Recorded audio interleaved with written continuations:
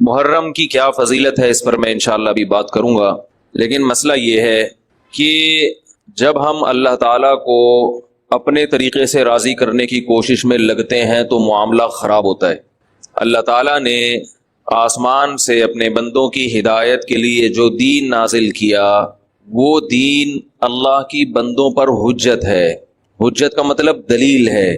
اس میں اتنی اٹریکشن رکھی ہے کہ اگر کسی جگہ صحیح اسلام کسی کو نظر آ جائے تو پھر اسلام کی طرف راغب کرنے کے لیے تبلیغ کی بھی ضرورت نہیں پڑتی۔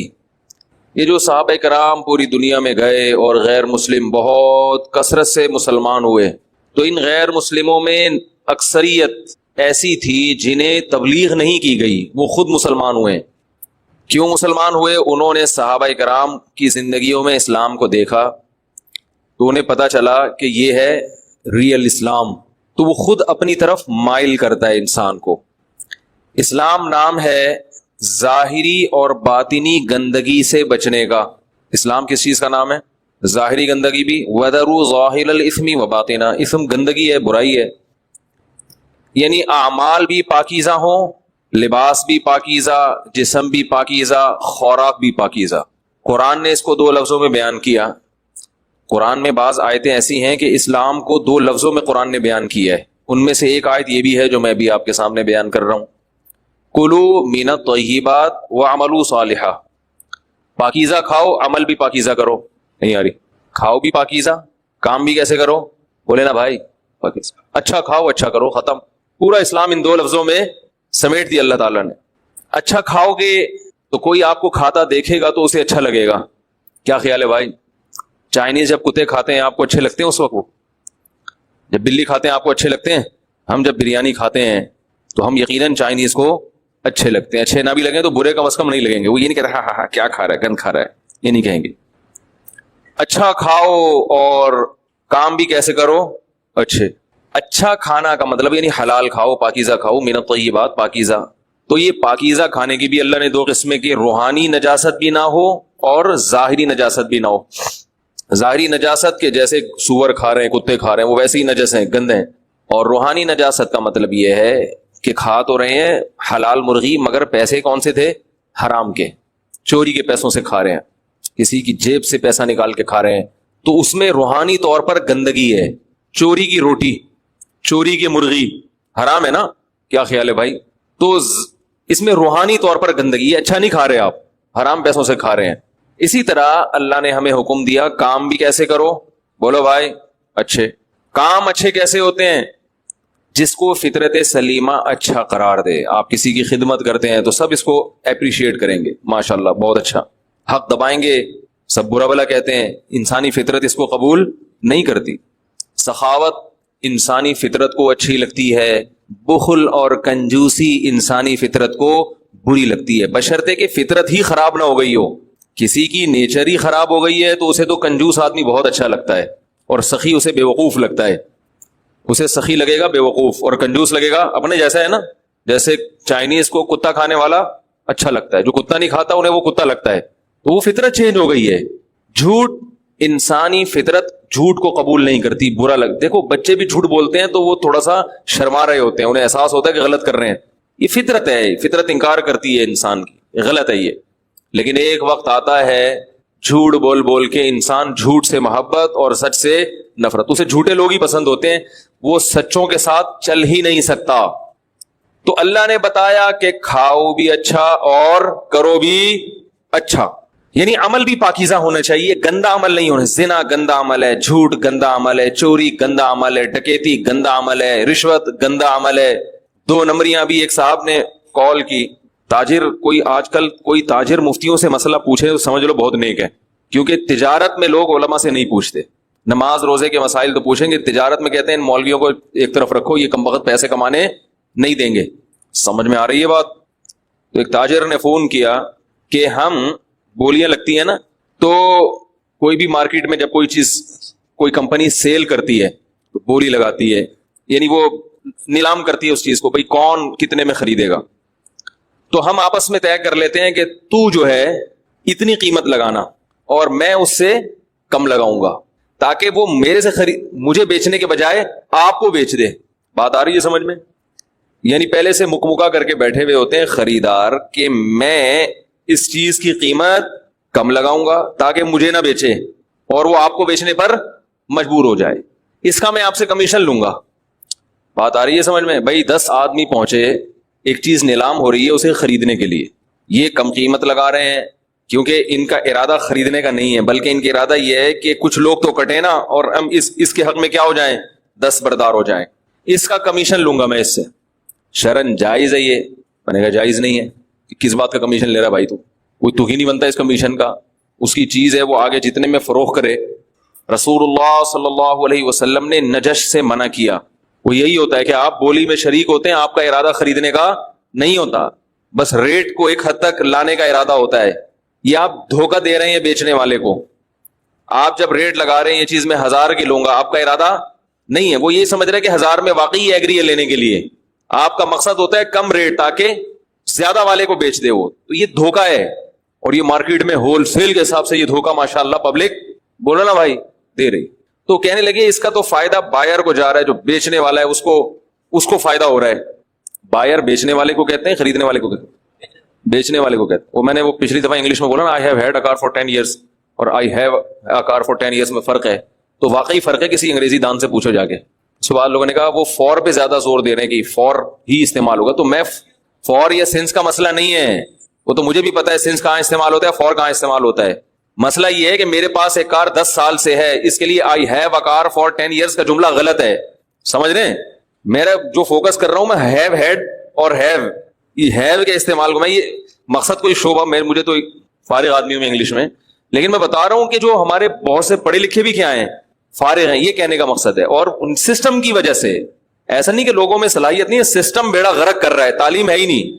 تو وہ فور پہ لوگ زور دے رہے ہیں, فور کے بجائے فور ہی آئے گا, سینس نہیں آئے گا. وہ تو مجھے پتا ہے سینس اور فور میں کیا فرق ہوتا ہے.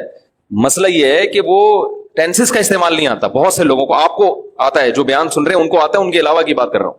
تو جو بیچنے والا ہے نا, بیچنے والا, وہ کہہ رہے ہیں وہ تو پھر فائدہ لے جائے گا. اس کو کیا ہو جائے گا فائدہ؟ وہ تو پھر اپنی منہ مانگی قیمت پہ چیز بیچے گا.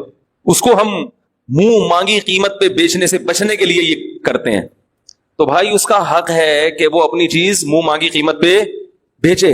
یا آپ کو کس نے حق دیا کہ آپ اس سے یہ رائٹ چھینے؟ بھائی ظلم کی ڈیفینیشن یہ نہیں ہے کہ چیز مہنگی بیچ رہا ہے. ظلم کی ڈیفینیشن یہ ہے کہ جس کو اللہ نے جو حق دیا ہے آپ اسے وہ حق استعمال کرنے کا موقع نہ دیں.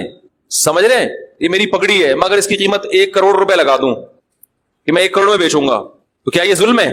بولو نا بھائی, کوئی ظلم نہیں. آپ نہ خریدو, آپ کیوں بیوقوف ہو کے 1 کروڑ کی پگڑی خرید رہے ہوں؟ پہاڑ وہ ادھر جاؤ, ادھر سوراب کوٹ میں جاؤ, آپ کو یہ مل جائے گی 1500-2000 روپے کی. ہاں میں اگر دھوکہ دوں, میں کہوں یہ قائد اعظم کے زمانے کی پگڑی ہے اور قائد اعظم نے بھی اس کو اپنے سر پہ ایک دفعہ باندھا تھا, یا علامہ اقبال نے مجھے گفٹ میں دی ہے, یہ کیا خیال ہے؟ وہ ایک آدمی نے دیوار بنائی ملتان میں نا, بہت بڑی دیوار بنائی, ٹکٹ لگا دیا اس کو دیکھنے پر پیسے کمانے کے لیے. لوگوں نے کہا کہ یہ جو ہے اس کو کیوں کوئی دیکھنے کے لیے آئے گا؟ اس نے کہا میں یہ ثابت کروں گا یہ بہت قدیم دیوار ہے, بہت قدیم دیوار ہے, تو وہ جو آثار قدیمہ کی وجہ سے لوگ دیکھنے آئیں گے. اس نے کہا یہ کیسے پتا چلے گا قدیم دیوار ہے؟ اس نے کہا پتا چل جائے گا. تو اگلے دن وہ آیا, دیکھا اس پہ لکھا ہوا ہم قائد اعظم کو ملتان آنے پر خوش آمدید کہتے ہیں. دیوار پہ لکھا ہوا تھا ہم قائد اعظم کو ملتان آنے پر خوش آمدید کہتے ہیں. تو یعنی وہ اشتہار لگا دیا کہ جیسے لوگ سمجھے یہ اس زمانے کا لگا ہوا ہے. تو اگر کوئی دھوکہ دے رہا ہے, کوئی گڑبڑ کر رہا ہے, باتوں کو گھما رہا ہے, لفاظی کر رہا ہے, پھر تو ٹھیک ہے بھائی, یہ دھوکہ جائز نہیں ہے. یا کوئی ایسی چیز ہے جس کی لوگوں کو شدید ضرورت ہے اور آپ نے ریٹ اتنے بڑھا دیا کہ اب لوگوں کی دسترس سے باہر نکل گئی. آٹا آپ نے ذخیرہ کر کے اس کے ریٹ بڑھا دیے. ظاہر ہے روٹی تو سب کو چاہیے نا, اور سب پوری مارکیٹ سے آپ نے آٹا اٹھا کے اسٹاک کر لیا, اب آپ اپنے منہ مانگے ریٹ پر بیچ رہے ہیں. تو اتنے ریٹ بڑھا دیے کہ غریب آدمی کی دسترس سے آٹا نکل گیا. یہ ناجائز ہے, کیونکہ بھائی یہ تو لوگوں کی بنیادی ضرورت ہے. پگڑی لوگوں کی بنیادی ضرورت نہیں ہے, پلاٹ لوگوں کی بنیادی ضرورت نہیں ہے, یہ بھی ذہن میں رکھیں. گاڑی لوگوں کی بنیادی ضرورت بولو بھائی نہیں ہے. تو گاڑی کے ریٹ اوپر جائیں گے, نیچے آئیں گے, سب کچھ ہوگا. ہاں کبھی ایسا ہو کہ ساری گاڑیاں کوئی قبضہ کر کے بیٹھ جائے, جو ایسے ہوتا نہیں ہے, پھر یہ کہیں گے کہ بھائی اب یہ ضرورت بن چکی ہے. تو ظلم کی ڈیفینیشن یہ ہے جس کو اللہ اس کے رسول نے ظلم کہا ہو وہ ظلم ہے. آپ کسی کو اس کا جائز حق استعمال نہیں کرنے دیتے تو یہ کیا کہلائے گا؟ ظلم کہلائے گا. تو میں نہیں بیچ رہا اپنی پگڑی 1 کروڑ روپے میں, آپ بے فکر رہیں. آپ پریشان ہو گئے یار 1 کروڑ میں ہم کیوں خریدیں, تو نہیں خریدیں آپ, ٹھیک ہے نا. اگر آپ خریدیں گے تو میں 1 کروڑ روپے لے کے آپ کو بیچ تو دوں گا, لیکن عجائب گھر میں آپ کو رکھوا دوں گا میں کہ بھئی یہ آدمی ہے جس نے 1500 روپے کی پگڑی کتنے میں خریدی ہے, 1 کروڑ میں. تو اب اگر میں ایک چیز مہنگی کر کے بیچنا چاہتا ہوں اور کوئی اس میں رکاوٹ ڈالے تو ظالم کون ہوگا؟ وہ رکاوٹ ڈالنے والا. ہر شخص کو اللہ نے اختیار دیا ہے. تجارت کے ایسے بہترین اصول رسول اللہ صلی اللہ علیہ وسلم نے بیان کیے ہیں قرآن نے اور حدیث میں, کہ اگر آج دنیا ان اصولوں کو فالو کر کے ملک میں قانون نافذ کر دے, ہر چیز بہت سستی ہو جائے. حکومت چیزوں پہ کنٹرول کرتی ہے قیمتوں پہ مصنوعی طریقے سے, اور آپ کو پتا ہے ایک جھوٹ کو چھپانے کے لیے 100 جھوٹ بولنے پڑتے ہیں. جب ایک غلط لا بنتا ہے تو اس غلط کو کے نقصانات سے بچنے کے لیے 10 اور غلط لا بنانے پڑتے ہیں. سمجھ رہے کہ نہیں سمجھ رہے؟ وہ تجارت پر انشاءاللہ ہم کبھی بیان کریں گے, اور ابھی میں عنقریب تجارت پہ بزنس پہ ایک ورک شاپ بھی کروانے والا ہوں. آپ لوگوں کو اس میں شرکت بولو بھائی کرنی پڑے گی. اس میں تجارت کی اہمیت کیا ہے اسلام میں, بزنس, جائز بزنس کسے کہتے ہیں, ناجائز, کیونکہ لوگ علماء سے پوچھتے رہتے ہیں نا, لوگوں کو بزنس میں حلال و حرام کی الف بے بھی معلوم نہیں ہے. تو اس میں آپ کو انشاءاللہ اتنا بنا دیں گے, اتنا علم دے دیں گے کہ موٹے موٹے مسائل میں آپ کو علماء سے رابطے کرنے کی ضرورت نہیں رہے گی. آپ خود فیصلہ کر سکیں گے کہ یہ جائز ہے یا ناجائز. اس میں اسلام کے بزنس کے بیسک اصول کیا ہیں, ان کو آپ جب بین الاقوامی قوانین سے کمپیئر کریں گے تو آپ کو پتہ چلے گا کہ یہاں بھی اسلام کا پلڑا بولو بھائی بھاری ہے. ورکشاپ انشاءاللہ شروع ہوگی اور اس کے پیسے بھی ہوں گے. سمجھ رہے کہ نہیں سمجھ رہے؟ فری پھوکڑ میں بولو نا, کیونکہ لنگر تھوڑی تقسیم ہو رہا ہے وہاں پہ. ورکشاپ لنگر تھوڑی ہے کہ وہ آؤ بیٹھو اور یہ شاپر میں بریانی ڈال کے ٹھیک. کیونکہ لوگوں کو بہت تکلیف ہوتی ہے جب کسی ورکشاپ کے پیسے رکھ لیے جائے نا, اتنے گندے گندے کمنٹس آتے ہیں لوگوں کے. لیں گے طبیعت سے پیسے لیں گے انشاءاللہ آپ سے, بے فکر رہیں. لینے کے بعد غریب کو کھلا دیں یا کسی بیوہ کو کھلا دیں.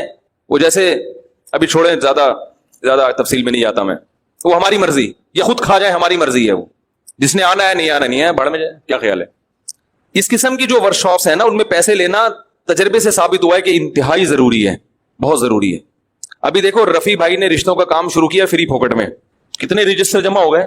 کتنے ہو گئے؟ 550.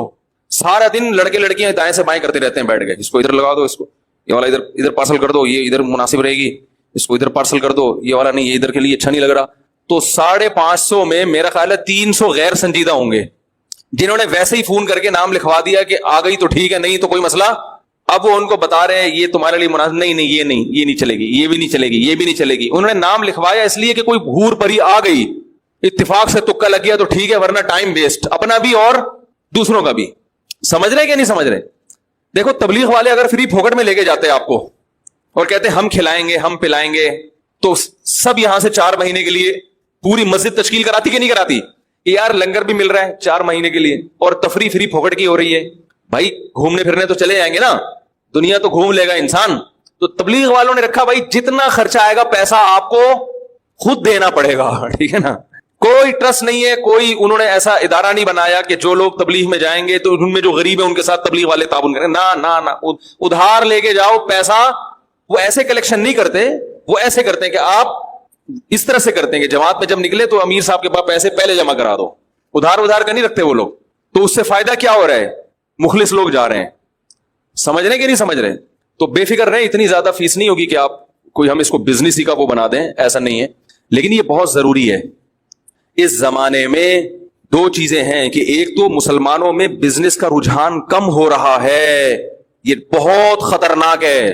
دنیا میں وہ شخص غلام تھا, غلام ہے, غلام رہے گا, جو ہر وقت کیا بولوں کہ میں پھر وہ زبان بھی میری جو ہے نا بعض دفعہ وہ بلاغت نہیں آتی اگر بہت تمیز سے بات کی جائے بعض دفعہ, تو بس سمجھے کہ اٹھائی گیری ہے.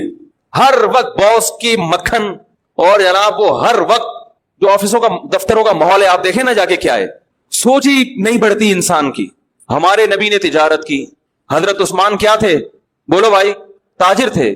جتنے مالدار صحابہ ہمارے علم میں ہیں سب کے سب تاجر تھے.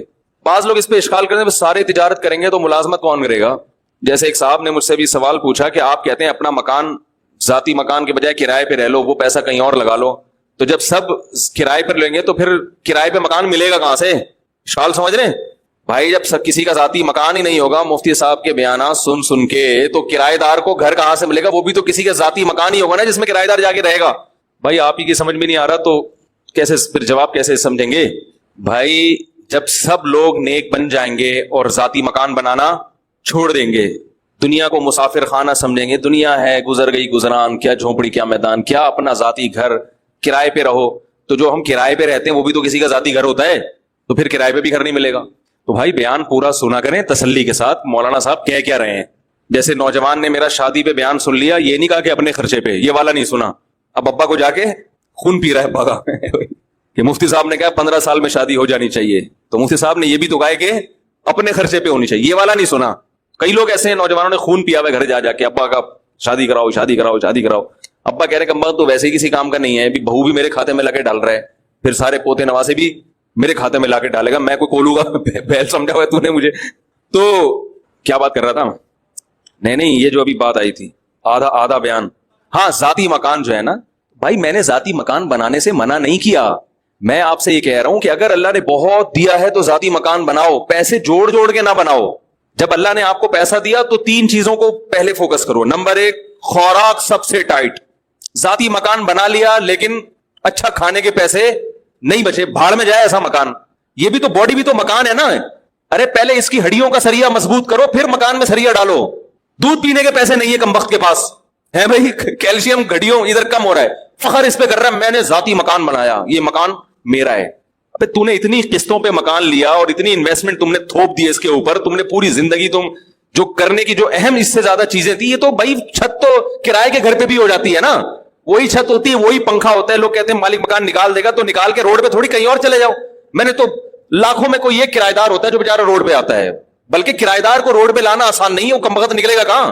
کرایہ دار کو گھر سے نکالنا پولیس نہیں نکال سکتی، قوانین کچھ ایسے بنے ہوئے ہیں۔ تو سب سے پہلے فوکس کرنا ہے کس کو؟ خوراک ٹائٹ ہونی چاہیے، سمجھ رہے ہیں؟ جتنی آپ کی تنخواہ ہے، ارننگ ہے، کاجو بادام پستہ یہ کھاؤ۔ میں نے لوگوں کو نہیں دیکھا یہ کھاتے ہوئے، اپنے ذاتی بنگلے ہیں، گھر ہیں، سرجانی میں 120 گز کا گھر بنا کے سینہ تان کے چل رہا ہے، میرا ذاتی گھر ہے۔ کھاتا کیا ہے تو؟ چائے میں ڈبو کے پاپے کھا رہا ہے سرجانی والا ہے۔ تو بھائی ہم تم سے اللہ کا شکر ہے بہت اچھے ہیں۔ تو یہ جو کولیسٹرول ہے نا، کوئی ڈاکٹروں سے پوچھے، پھر وہ میں ڈاکٹروں کی فیلڈ میں ٹانگ نہیں اڑا رہا، میرے ڈاکٹروں سے تعلقات ہیں، کبھی ثبوت پیش کروں گا کن کن ڈاکٹروں سے تعلقات ہیں، سمجھ رہے ہیں؟ ابھی جو میرا سلپ مینجمنٹ پر بیان ہوا ہے نا، سلپ نیند کتنی ضروری ہے کیسے ضروری ہے، اس پر یو کے ایک بہت بڑے اسپیشلسٹ ہیں، ان کا رپلائی آیا، اگر کبھی موقع ملا تو وہ آڈیو سناؤں گا۔ انہوں نے کہا زبردست خاندانی بات کی ہے، سمجھ رہے ہیں؟ جو میں نے نیند پر ابھی بیان کیا ہے نا، نیند کتنی اور کیسے، بہت خوش ہوئے، اپریشیٹ کیا انہوں نے، خاندانی۔ تو اتنے بیوقوف نہیں ہے جتنے لوگ سمجھتے ہیں بھائی۔ تو یہ جو کولیسٹرول ہے، بادام کاجو پستہ، ان چیزوں سے جو ہمیں چکنائی حاصل ہوتی ہے یہ نقصان نہیں دیتی، یعنی میں تو یہ نہیں کہہ رہا کہ نقصان نہیں دیتی، بلکہ کم نقصان دیتی ہے۔ نقصان بھی اس صورت میں دے گی کہ آپ ایکسرسائز بالکل چھوڑ دیں، وہ تو پھر تو کچھ بھی کھاؤ گے، پھر زیتون کھانا نقصان دے اگر آپ اس انرجی کو یوٹیلائز نہیں کر رہے۔ وہ زیتون جس کی اللہ نے اتنی تعریف کی ہے، وہ بھی اگر آپ تھوکتے چلے جا رہے ہیں اور کوئی ایکٹیویٹیز نہیں ہے، پھر تو میرے بھائی کچھ بھی کھا لو گے۔ زمزم بھی اگر آپ پیتے ہی چلے جا رہے ہو کہ اللہ نے ہماری مہمان نوازی کی اور آپ بوتلوں کی بوتلیں چڑھائے جا رہے ہو، بھائی تھوڑا سا پیو، پھر تھوڑا سا چلو اس کو نیچے تو بیٹھنے دو نا، پیتے ہی جا رہے ہو تو وہ بھی نقصان پہنچائے گا۔ تو بادام کھاؤ، پستے کھاؤ اور اخروٹ کھاؤ۔ اخروٹ کی شکل اللہ نے کیسی بنائی ہے؟ برین جیسی۔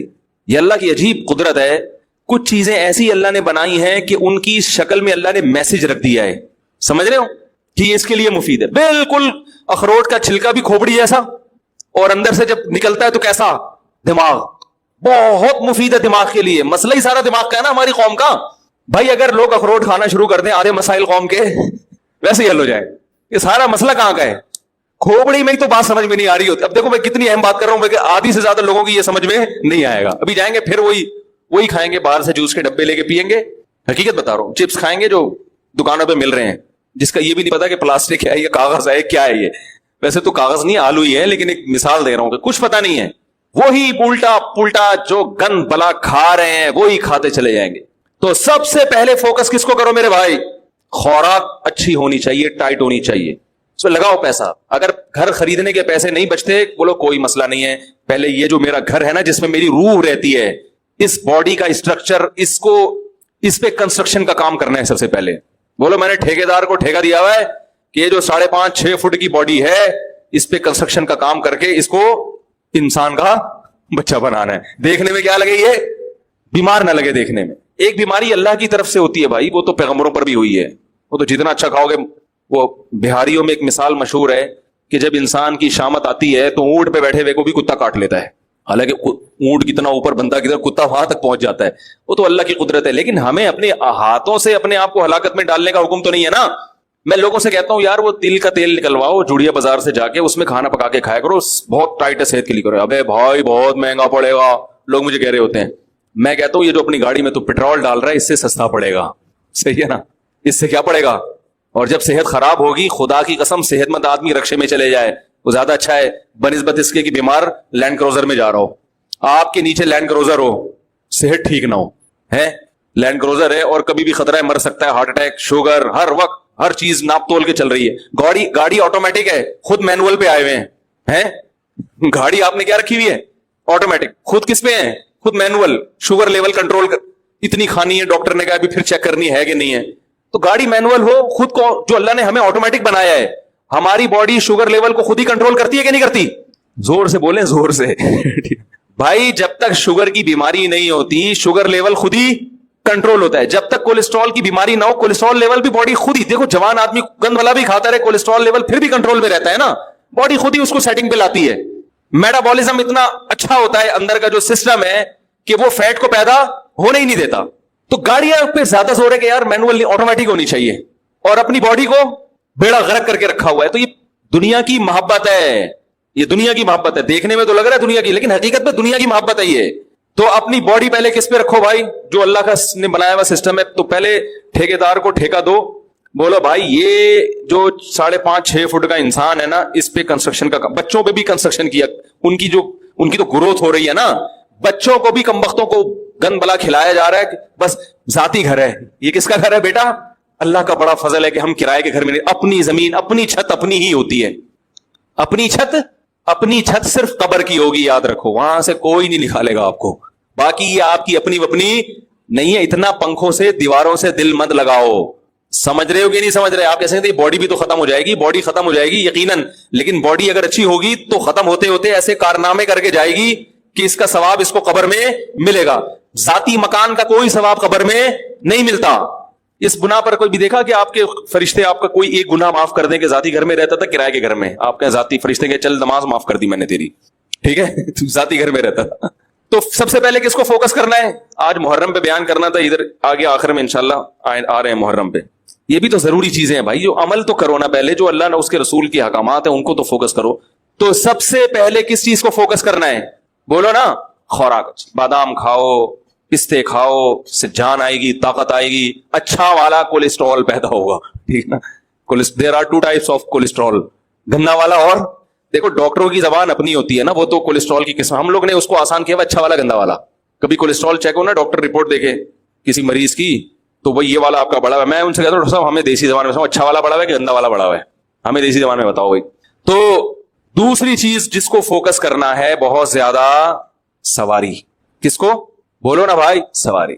کیونکہ W11 میں لٹک رکھے جانا بہت اچھی, بہت بڑی نعمت ہے W11 غریبوں کے لیے. لیکن اگر اللہ نے آپ کو پیسہ دیا ہے تو آپ آفس آنے جانے کا, مدرسے آنے جانے کا, یا کہیں بھی کام ہے اس کا ٹائم بچاؤ بھائی. یہ کتنا وقت بسوں میں برباد ہو رہا ہے. پیسے نہیں ہے تو ٹھیک ہے, کوئی مسئلہ نہیں. اللہ نے پیسہ دیا تو ذاتی مکان کے بجائے سب سے پہلے فوکس کرو ذاتی گاڑی کو. بائک اچھی رکھو, زیادہ پیسے دے دیے تو گاڑی اچھی رکھو. سمجھ رہے, میں نے اللہ کا شکر ہے ہمیشہ خاندانی بائکیں استعمال کی ہیں. GTO 125, اس کے بعد پہلے ہونڈا 125 پہ آیا, کیونکہ اس سے اچھی بائکیں ہمارے وہ پھر بہت ہی ہیوی ہو جاتی ہیں, اس سے بہتر پھر آدمی گاڑی لے لے. اس کے بعد پھر GTO 125 کاواساکی, نام سنا ہوگا, آج کل مارکیٹ میں ہے نہیں. کیونکہ میرا لانگ روٹ تھا, مجھے بہت دور مدرسے جانا پڑتا تھا. میں نے کہا یار CD70 میں بیٹھے بیٹھے 70 کلومیٹر کی میری ڈرائیو تھی روز کی, یعنی گھر سے جامعہ, جامعہ سے گھر 35 کلومیٹر تھا, گھر سے جامعہ. تو بھائی اس میں آدمی جائے تو تمیز سے یار, کوئی مزہ تو آئے جانے میں. تو اچھی بھائی لوگ مجھے دیکھتے تھے, اس کو مولوی کے شوق دیکھو. میں نے کہا ہم جس مولوی سے بیعت ہیں اس کے شوق دیکھو گے تو یہ شوق بھول جاؤ گے. کیونکہ ہم جس بزرگ سے بیعت تھے ان کا بھی ذاتی گھر نہیں تھا, گاڑی انہوں نے کویت کے شہزادے سے خریدی تھی. ذاتی گھر بولو بھائی نہیں بنا, کرائے کے گھر میں رہتے تھے. انہوں نے کہا پہلے گاڑی تو ٹائٹ ہو جائے. وہ کس سے خریدی تھی, کویت کے शहजादे से, ऐसी गाड़ी के आदमी बैठे तो बोले यार इससे उतरो नहीं, बस चलो बस, आप इतनी महंगी ना खरीदें। ठीक। तो सवारी अच्छी, नबी सल्लल्लाहु अलैहि वसल्लम ने इरशाद फरमाया 3 चीजों में नहुसत है, यानी वो बुरी निकल आए तो जिंदगी बर्बाद, बीवी, घर और सवारी। घर में नहुसत का क्या मतलब ये बताता हूं। ये 3 चीजें खराब निकल आए ना तो आदमी की ऐसी की सवारी अच्छी नहीं है। आप ऑफिस जा रहे हो, यूनिवर्सिटी जा रहे हो पढ़ने के लिए, पढ़ाने के लिए, पहुंचते पहुंचते आपके जहन की फ्रेशनेस की ऐसी की तैसी हो चुकी हो, कंडक्टरों की गालियां, पुराने गाने हैं भाई, वो भी स्पीकर आपके, भाई ड्राइवर की मर्जी जोर से गाने लगा दे, गाने सुनना हराम है, नाजायज है, एक बात कर रहा हूं कि जिनको पसंद है उनकी बात कर रहा हूं, इधर लगा दिया, कुछ भी लगा दिया, और एक दर्द सर, फिर जब उतरोगे तो मोबाइल गायब। आप गए 3 पीस सूट में, टाई में, कपड़ों की इस तरीके ऐसी की तैसी, फिर वो जो बस वाला जो जहनी कोफ देता है बिला वजह गाड़ी को रोक के, कुछ पता नहीं, निकले तो टाइम पे थे, अब पहुंचेंगे कब ये हमें मालूम नहीं है, भर गई तो चला लेगा, नहीं भरी तो वही क़यामत तक खड़ा रहेगा वहीं पे। वो कहेगा मैं क्यों चलाऊं, मैं खाली बस के लिए थोड़ी, मैं बिजनेस है मेरा ये, मैं खाली बसों को लाने जाने के लिए थोड़ी ड्राइवर बनाऊं मैं। एक जहनी कोफ 10 मिनट का काम 3 घंटे में जाके होता है, लेकिन लोग कह रहे हैं मेरा जाती घर है, जाती घर है मेरा, तो इतनी टेंशन तुम रोज ले रहे हो, रोज। तो दूसरे नंबर पे पैसा किस चीज पे खर्च करना है भाई, और पहले नंबर पे जो चीज बयान करनी थी वो मैंने की नहीं, इसलिए कि उसकी जरूरत हर एक को होती नहीं है। जैसे हदीस में आया है, अच्छी बीवी, अगर ज्यादा पैसा खर्च करके अच्छा रिश्ता मिल रहा है खर्च कर दो। अच्छे रिश्ते का इंकार, बाज दफा मेहर ज्यादा बोल दिया लड़की वालों ने, अब आपके पास पैसे है नहीं, मेरा अब घर को बेचो फौरन, पहली फुर्सत में किराए पे आ जाओ। अच्छी बीवी मिल जाए, खुदा की कसम ये अपने घर से करोड़ा गुना, बोलते क्यों नहीं, बेहतर है वो जो आपको सुकून देगी, वो जाती घर में सुकून से करोड़ा गुना। कितने लोग हैं जाती घर में रह रहे हैं, बेगम की वजह से डिप्रेशन के मरीज, हार्ट अटैक हुआ मर गए। नबी सल्लल्लाहु अलैहि वसल्लम ने फरमाया अल्लाहुम्मा इन्नी अऊज़ु बिका मिन इम्राअतिन तुशय्यिबुनी क़ब्ल अल-मशीब, ऐ अल्लाह ऐसी औरत से पनाह मांगता हूं जो बुढ़ापे से पहले बूढ़ा कर दे। पता ये चला कि अल्लाह ने औरत को ये पावर दी है, ये ताकत दी है कि आपको बुढ़ापे की तभी उम्र के पहुंचने से पहले पहले क्या करते वो, ये अल्लाह ने सलाहियत दी है। खवातीन की तारीफ कर रहा हूं मैं, बड़ी बड़ी अल्लाह ने खवातीन को सलाहियतें दी है, जिनमें एक सलाहियत ये भी है कि आपकी जवानी, बुढ़ापे की उम्र 60 साल थी, रिटायरमेंट की उम्र 60 साल थी, उसने 40 साल में आपको रिटायरमेंट के काबिल बना दिया, मेंटली रिटायर कर दिया उसने। आप ऑफिस में जाके आपने इस्तीफा दे दिया, भाई 60 साल तक मैं इंतजार, बोलो ना भाई नहीं कर सकता। तो इस चीज पे पैसा खर्च करो, समझ रहे हो कि नहीं। अपनी औलादों के लिए भी अच्छा रिश्ता मिलता है, रिलेशन बनता है भाई निकाह से, इस पे पैसा खर्च करो, करते ही नहीं। अभी देख लो ना, वो मैंने पहले एक साहब के जिम्मे लगाया रिश्ते कराने का ना, उन्होंने 10,000 रुपए फीस रखी, मेरा उसमें कोई वो नहीं था भाई, मैंने कहा आपकी मर्जी, फ्री में कराओ, कमीशन लेके कराओ, मेरी बला से, ये आप जानो, मेरे पास टाइम नहीं है रिश्ते कराने का। उन्होंने 10,000 रुपए रख दी फीस, उन्होंने कहा अगर कोई एक्स्ट्रा ऑर्डिनरी अच्छा होगा तो 1 लाख रुपए लूंगा, उनकी मर्जी, जैसे जो चाहे करे वो। यानी उन्होंने कहा कि अगर किसी की शादी मैंने कराई ऐसी जगह जो बहुत ही अच्छा रिश्ता हो, लड़की वालों से 1 रुपया नहीं लिया उन्होंने, लड़के वालों से, कि अगर मैंने बहुत अच्छी जगह निकाह करा दिया तो पहले बताऊंगा कि ये रिश्ता है, लेकिन इसके मैं कितने लूंगा, 1 लाख। तो उन्होंने जो मुझे रिपोर्ट पेश की, ऐसे ऐसे कंजूस कमबख्त जिनकी आमदन है 1 लाख रुपए कमा रहे हैं महाना, उन्होंने कहा 1 लाख हम देने के लिए तैयार, हालांकि रिश्ता बहुत अच्छा, उनको पसंद भी आ गया। तो मैंने इनसे कहा कि जो कमबख्त जिसके पास पैसे हो और उसको अच्छा रिश्ता मिल रहा हो और उस पर 1 लाख रुपए खर्च करने के लिए तैयार नहीं है, वो इस काबिल नहीं है कि उसकी आप शादी कराएं। वो बीवी की कदर, जो कमबख्त अभी हुसूल के लिए 1 लाख रुपए खर्च नहीं कर रहा, तो उसको रोकने के लिए कहां से खर्च करेगा। नहीं यार, बात मेरा ख्याल है यार, कंजूसों का इस दुनिया में कोई गुजारा नहीं है, याद रखो। उनकी किस्मत है कि वो पिटते रहे और मौत तक पिटते रहे वो, और अगर आपके पास नहीं है तो फिर मैं यार गिराओ अपना। तो दुनिया का उसूल है भाई गोश्त खरीदने के पैसे नहीं है तो गोश्त वाले को जाके मत बोलो कि कीमत कम करो, आप कद्दू खा लो। आप बोलो अल्लाह ने मुझे गोश्त की सलाहियत नहीं रखी, कोई बात नहीं, दुनिया में बहुत से कद्दू खा के भी जिंदा रहते हैं। अबे क्या हो गया, गलत कह रहा हूं क्या मैं। लड़की का बाप तो आपसे मेहर ज्यादा लेगा, उसको पता है मेरी बेटी की ये खुसूसियत है, एजुकेटेड है, पढ़ी लिखी है, खूबसूरत है, कम उम्र है, उसका हक है कि वो बोले भाई इसके मेहर में ज्यादा लूंगा, उसका हक है। उसको तरगीब दी जा रही है सस्ते में, यानी देखें इतना मेहर इस्लाम में अच्छा नहीं है, पसंदीदा नहीं है, देखें एक्चुअली। तो भाई इस्लाम में सखावत भी तो है ना, गाड़ी पे कमबख्त तो इतने पैसे खर्च कर रहा है, रक्शे पे इतने पैसे खर्च कर रहा है, खाने पीने पे इतने उड़ा देता है, तुझे अगर अच्छा रिश्ता मिल रहा है, इस बेस पे लड़की वाले तुझसे ज्यादा मेहर मांग रहे हैं, या जो निकाह कराने वाले हैं वो ज्यादा कमीशन मांग रहा है, تو اس میں کیسی کنجوسی بھائی؟ آپ بولو یار یہ تو اللہ آپ کا بہت بڑا احسان، اگر مجھے اچھی بیوی مل گئی اور میری زندگی بن گئی، 1 لاکھ کے بجائے میں 2 لاکھ روپے دوں گا آپ کو. آپ ایسے بولو. میں ایسے ہی بولتا ہوں، تبھی میری 3 ہوئی ہے الحمدللہ. ایسے تھوڑی ہو گئی بیٹھے بیٹھے. میں نے کسی کے ذمہ لگایا کوئی اچھا رشتہ بتاؤ، انہوں نے کہا یہ رشتہ ہے لیکن وہ مہر زیادہ مانگ رہے ہیں. میں نے کہا اس ڈبل کر دو، اتنی جتنی استطاعت ہو. بعض جگہوں انکار بھی کیا، میں نے کہا بھائی ڈبل تو کر دو، لیکن پھر جو بچے پہلے سے ہیں پہلے ان کا حق ہے، ان کو تو کھلاؤ نا پہلے. نہیں یاری تو رہنے دیں، ایسے ہی رہیں جیسے ہے نا. بس اس پہ کچھ ذاتی مکان، میرا کوئی ذاتی مکان نہیں ہے، نہ ذاتی پراپرٹی ہے. بنا بھی سکتا ہوں، اللہ بہت دے دے تو بنا لوں گا. میرے نام سے ممکن ہے کوئی کہے کہ فلاں پراپرٹی آپ کے نام سے، وہ پھر مجھ سے الگ میں ملے تو میں بتاؤں گا اس کی کیا کہانی ہے. تو ذاتی جو ہے نا، نبی صلی اللہ علیہ وسلم فرمائے نحوست کتنی چیزوں میں ہے؟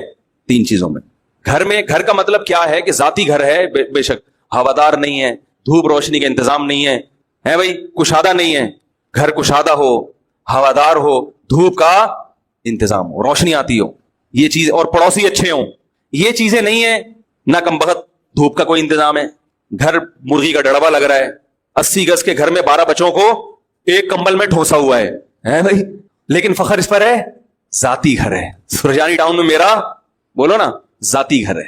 تو پاگل پنے کی علامت ہے. اللہ کے بندے کرائے پہ رہ لیتا، کیونکہ آپ کو یہ کہ یہ اینٹ آپ کی ذاتی ہو، اس کی آپ کی باڈی کو یہ چیز سمجھ میں نہیں آتی کہ یہ روشن دان آپ کا لگا ہوا، یہ پنکھا باڈی کہتی ہے پنکھے سے ہوا مل رہی ہے کہ نہیں مل رہی ہے.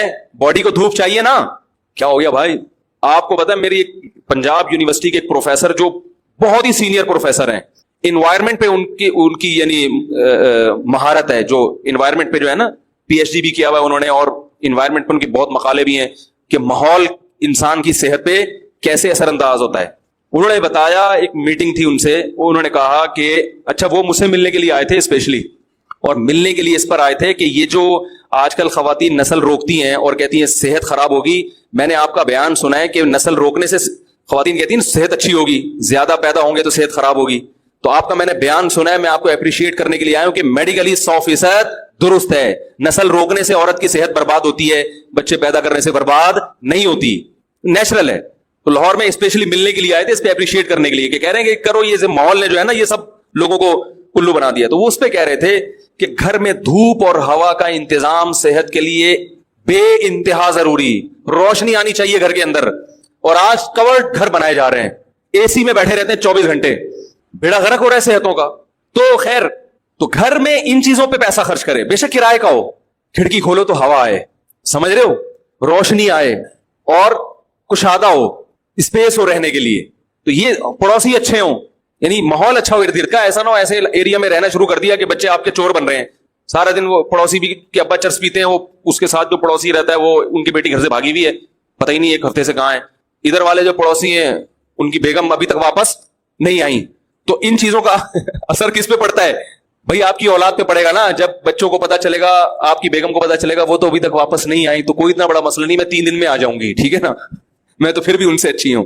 تو یہ سب چیزیں کیا کرتی ہیں؟ آپ کے گھر کے ماحول کو خراب.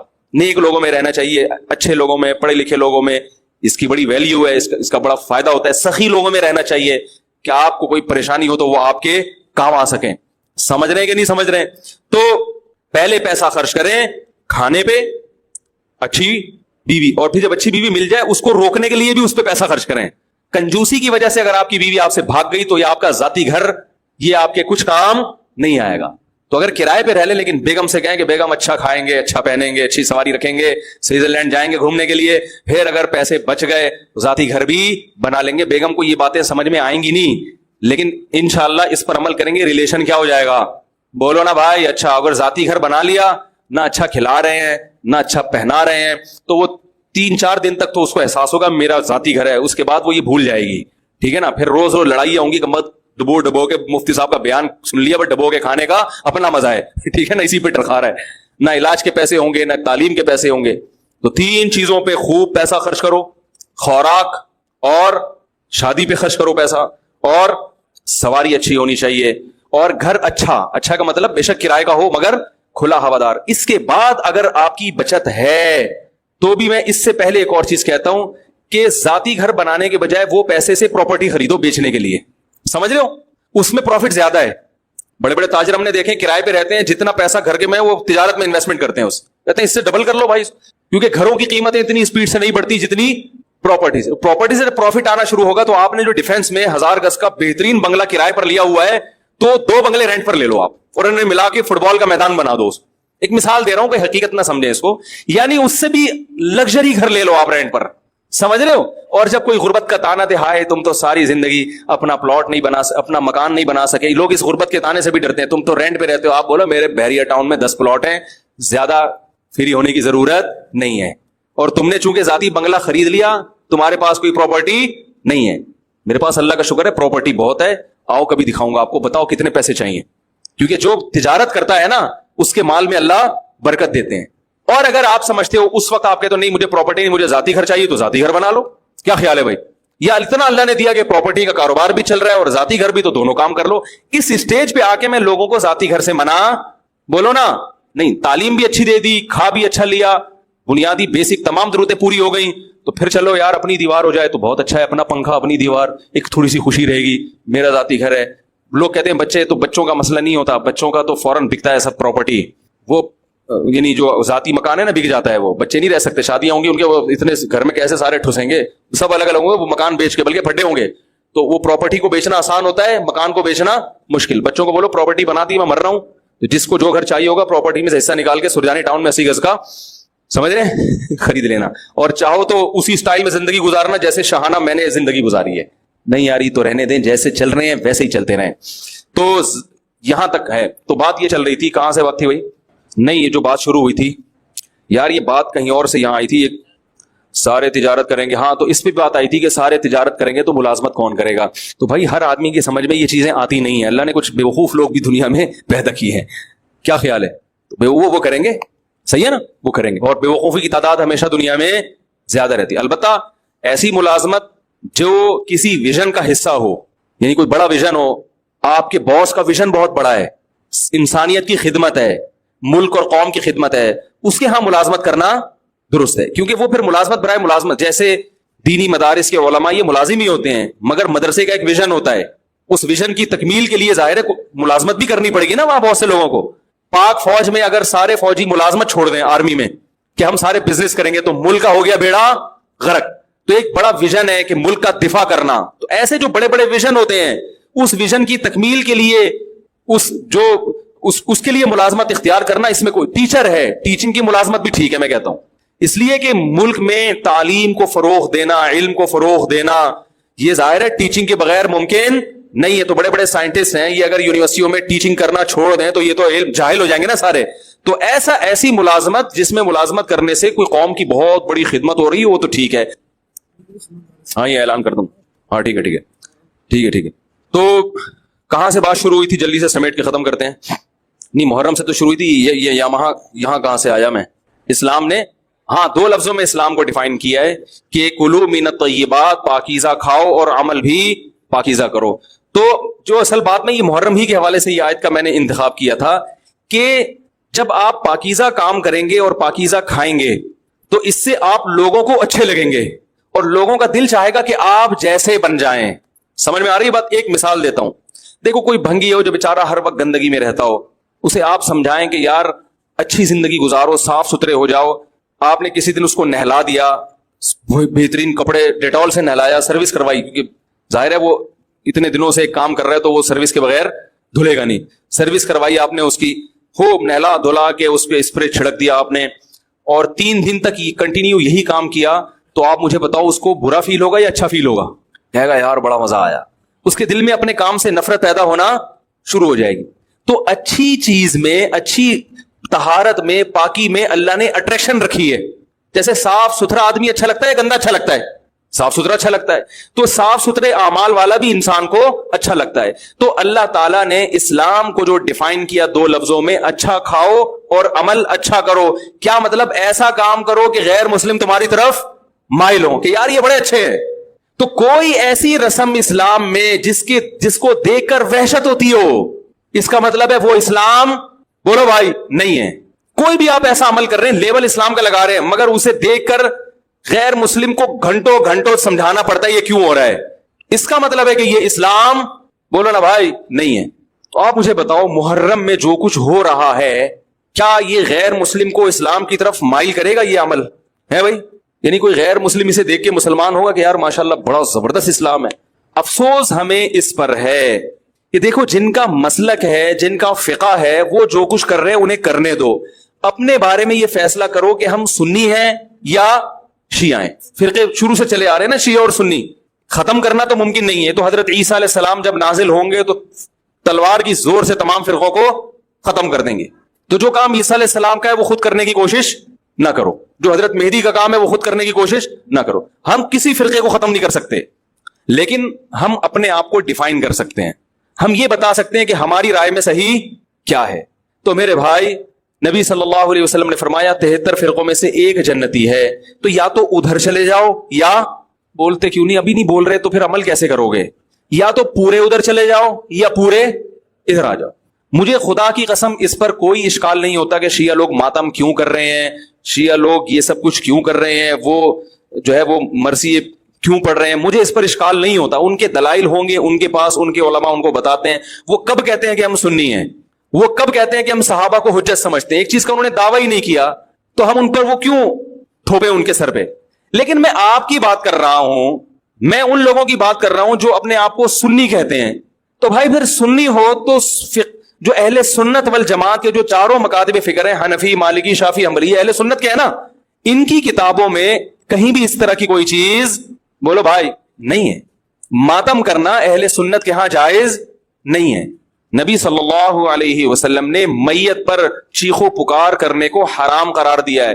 نوحہ کو جو میت پہ رونا پیٹنا ہوتا ہے, گریبان چاک کرنا, اس عمل پر آپ صلی اللہ علیہ وسلم نے لعنت فرمائی ہے. صحیح بخاری صحیح مسلم کی حدیثیں ہیں. حضرت جعفر طیار رضی اللہ تعالی عنہ, نبی کے سگے چچا زاد بھائی, میدان جنگ میں شہید ہوئے, 4 بیویاں بیوہ ہوئی ہیں, چھوٹے چھوٹے بچے یتیم ہو گئے. آپ نے ان کی بیویوں کو زور سے رونے کی اجازت نہیں دی. اتنا غضبناک ہوئے جب وہ باز نہیں آئے, آپ نے فرمایا ان کے منہ پہ خاک پھینک دو. حالانکہ بیوہ ہوئی ہیں, قابل ترس ہیں, لیکن چیخ کے رونے کی اجازت, حالانکہ وہ تو اہل بیت میں سے تھے. حضرت جعفر طیار ظلماً شہید ہوئے تھے.